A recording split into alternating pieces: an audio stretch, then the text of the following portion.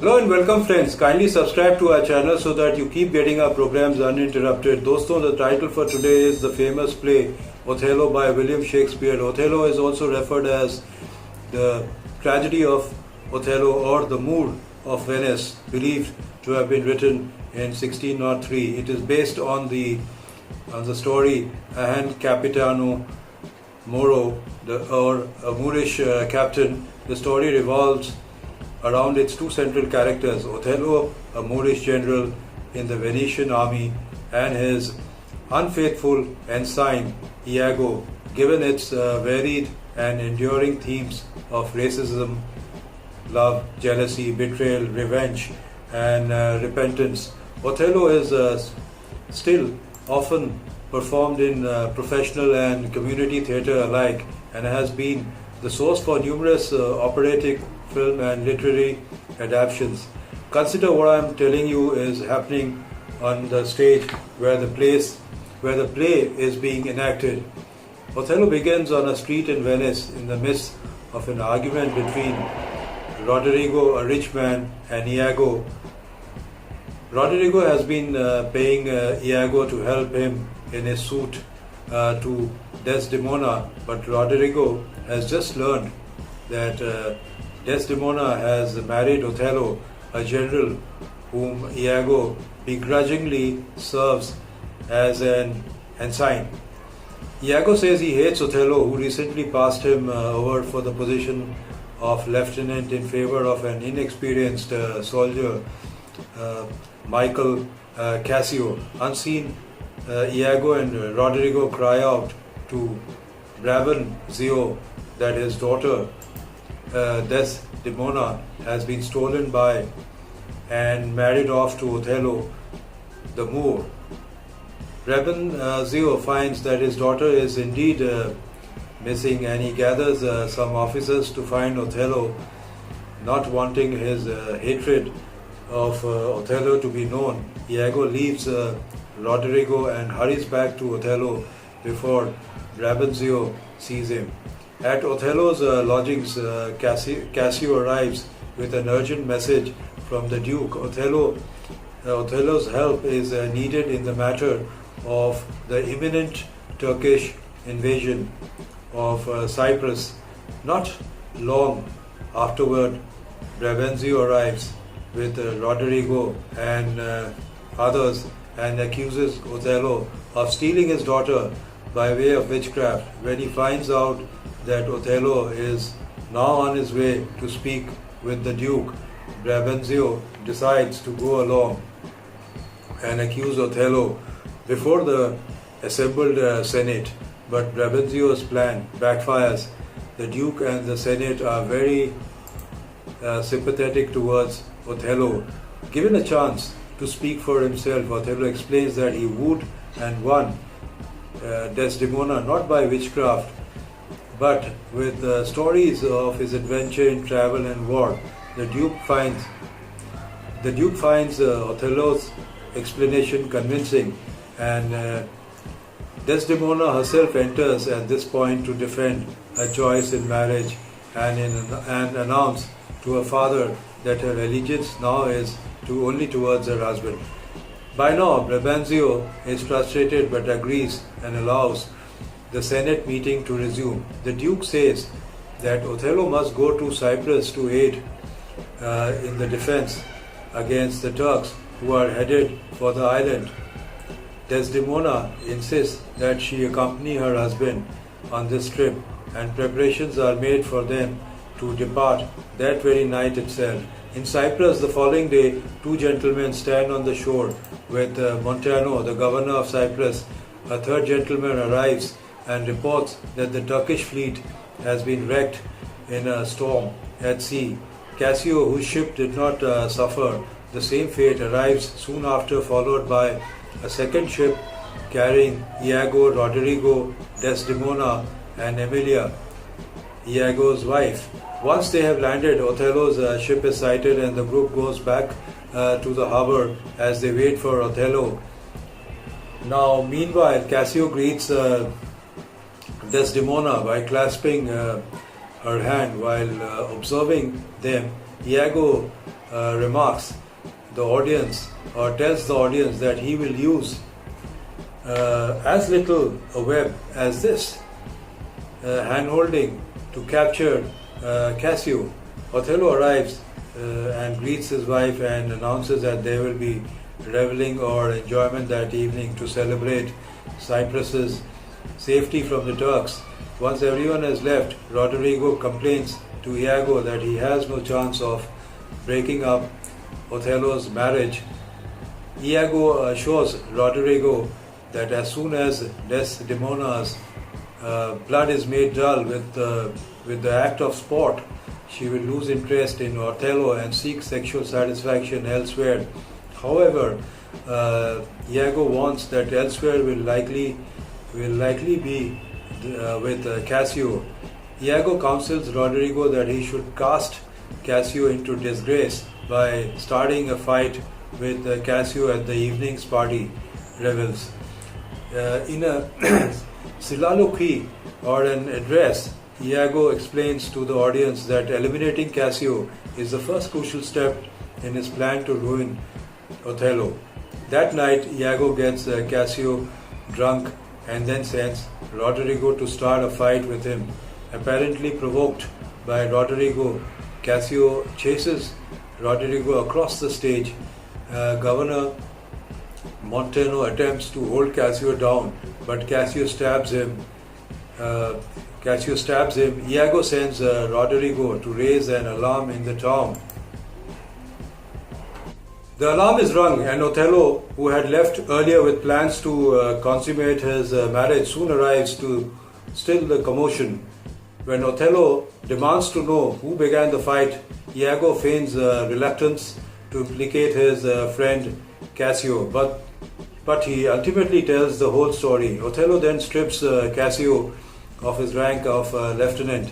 At this, Cassio is extremely upset, and he laments to Iago, once everyone else has gone, that his reputation has been ruined forever. Iago assures Cassio that he can get back into Othello's good graces by using Desdemona as an intermediary. Then in another soliloquy, Iago tells us that he will frame Cassio and Desdemona as lovers to make Othello jealous. In an attempt to reconcile, Cassio sends some musicians to play beneath Othello's window. Othello, however, sends his clown to tell the musicians to go away. Hoping to arrange a meeting with Desdemona, Cassio asks the clown, a peasant who serves Othello, to send Emilia to him. After the clown departs, Iago passes by and tells Cassio that he will get Othello out of the way so that Cassio can speak with Desdemona privately.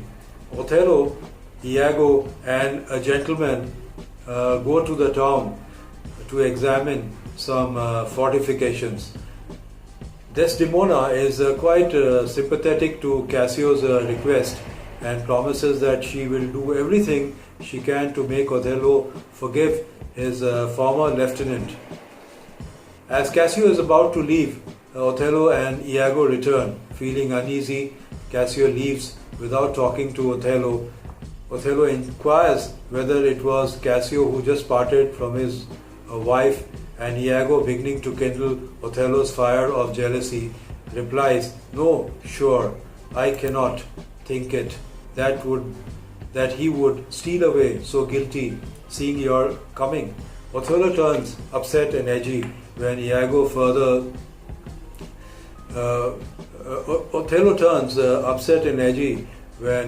furthers his goal of removing both Cassio and Othello by suggesting that Cassio and Desdemona are involved in an affair. Desdemona's entreaties to Othello to reinstate Cassio as lieutenant add to Othello's almost immediate conviction that his wife is indeed unfaithful.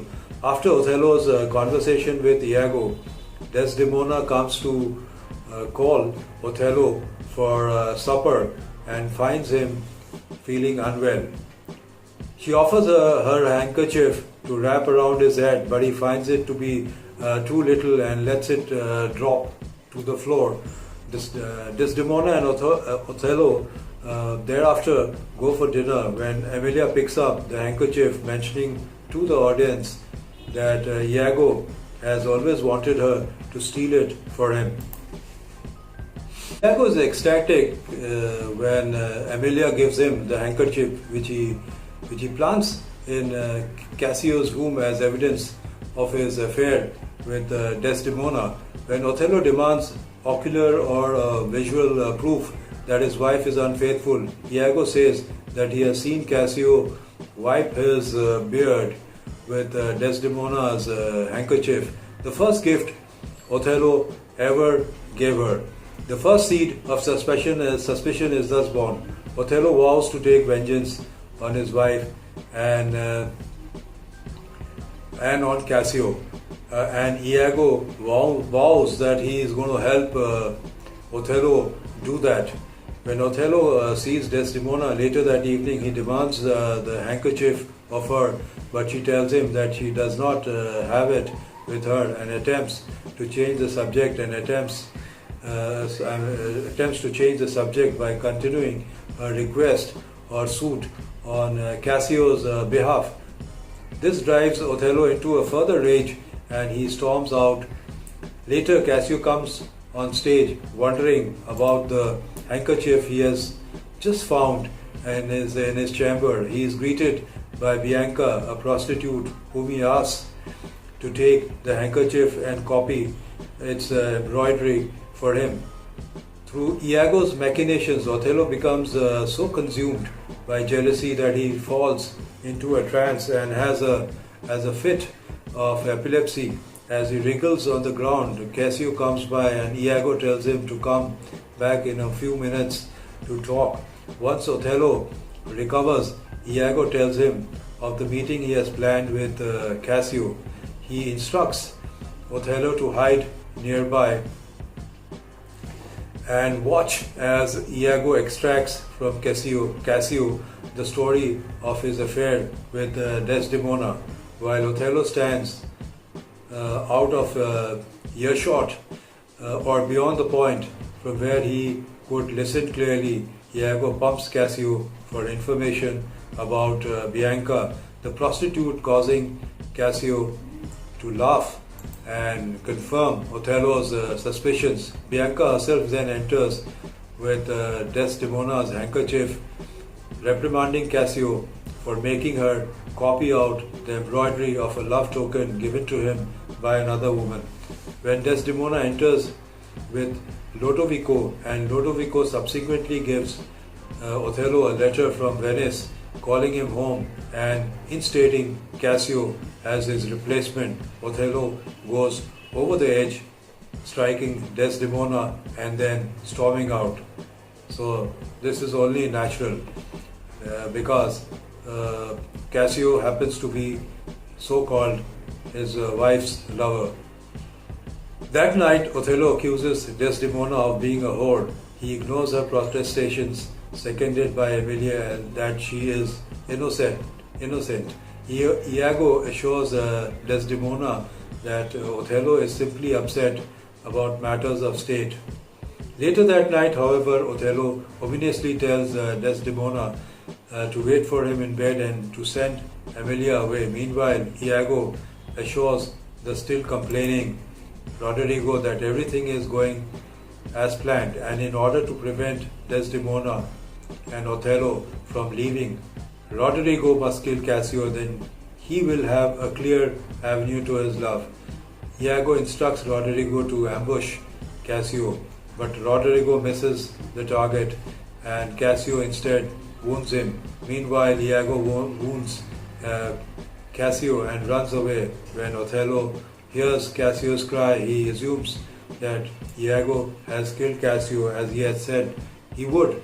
Meanwhile, Lodovico and Graziano enter to see what the commotion is all about.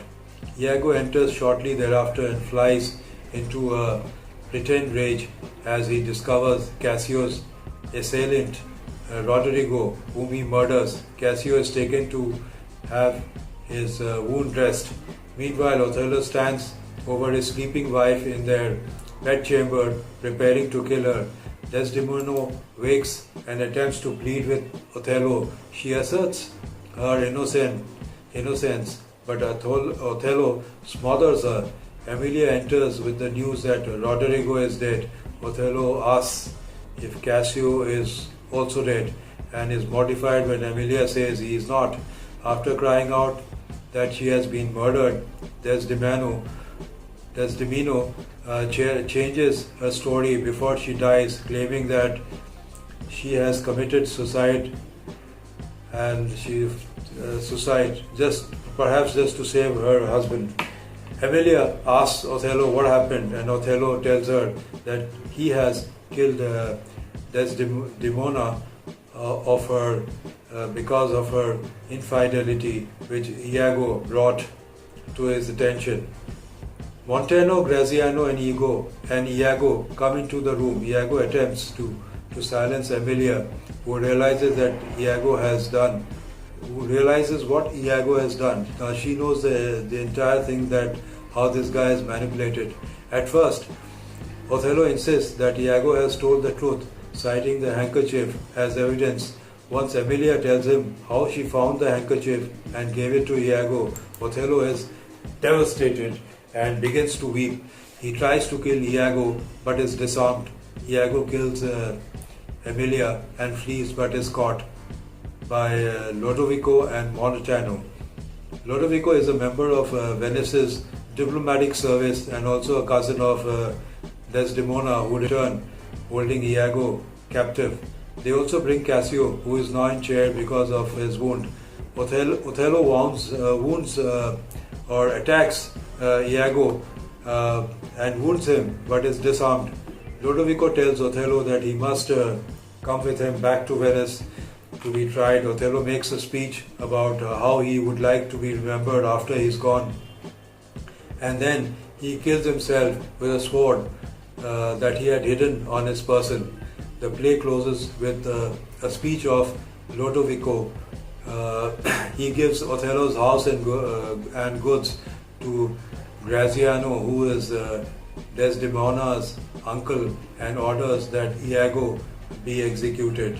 Friends, people like Iago have lived in all centuries. We should therefore be very careful about such people, and of course we should never act in haste and suspicion the way Othello did, and that ended his life and his wife Desdemona's life too, in great tragedy. So one should be very careful, and one should not act unless you are fully confirmed of all the data, that what is happening and whom you want to attack. So friends, that's all I have for today. If you liked my program, kindly share it, and for now, goodbye and see you soon.